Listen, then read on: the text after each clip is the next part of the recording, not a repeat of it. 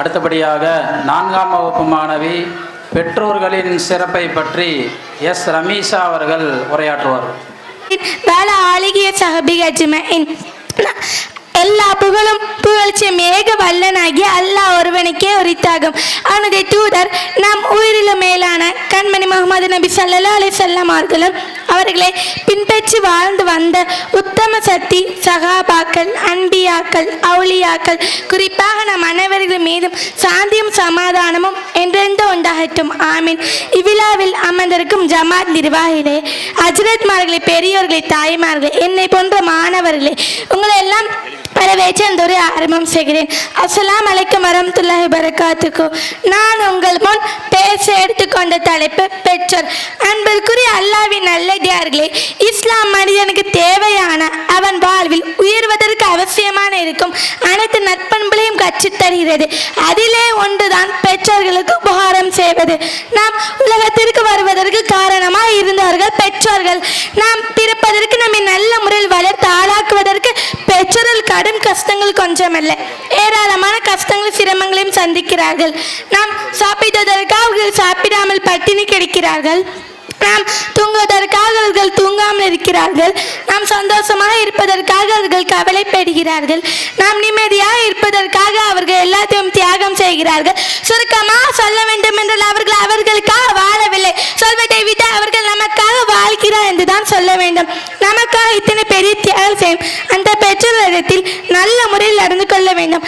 அவர்களுக்கு உபகாரம் செய்ய வேண்டும், அவர்களுக்கு பணிவிடை செய்ய வேண்டும், அவர்களை மதிக்க வேண்டும், அவர்களை நேசிக்க வேண்டும், அவர்கள் கட்டுப்பட்டு நடக்க வேண்டும். மிக முக்கியமாக சொல்ல வேண்டும் என்றால் அவர்களுக்காக துவா செய்ய வேண்டும்.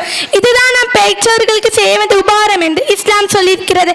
பெற்றோர்களின் அண்டர்ஸ்டாண்ட் கண்ணியத்தையும் அவர்கள் செய்ய வேண்டிய கடமையும் வேற எந்த மதம் சொல்லாத அளவுக்கு மிக மிக உயர்வாக இஸ்லாம் சொல்லியிருக்கிறது.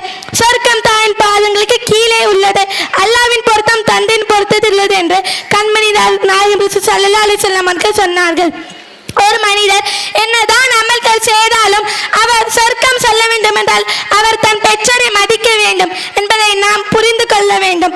அவர்களுக்கு உபகாரம் செய்வது, அவர்கள் கட்டுப்பட்டு நடப்பது, இதுவெல்லாம் இரண்டாவது விஷயம். அவர்களை அன்போடு பார்த்தாலே போதும், நன்மை கிடைத்துவிடும். எவர் ஒருவர் தன் பெற்றோரை அன்போடு மிருகத்தோடு பார்க்கிறாரோ அவருக்கு ஒப்புக்கொள்ளப்பட்ட ஒரு ஹஜ் நன்மை கிடைக்கும் என்று நபி ஸல்லல்லாஹு அலைஹி வஸல்லம் அவர்கள் சொன்னார்கள். அப்போது சஹாபி ஒருவர் ஒரு நாளைக்கு 100 முறை பார்த்தால் 100 ஹஜ்ஜின் செய்த நன்மை கிடைக்குமே என்று கேட்டார்கள். அதற்கு நபி ஸல்லல்லாஹு அலைஹி வஸல்லம் அவர்கள் ஆம், 100 ஹஜ்ஜின் செய்த நன்மை கிடைக்கும் என்று சொன்னார்கள்.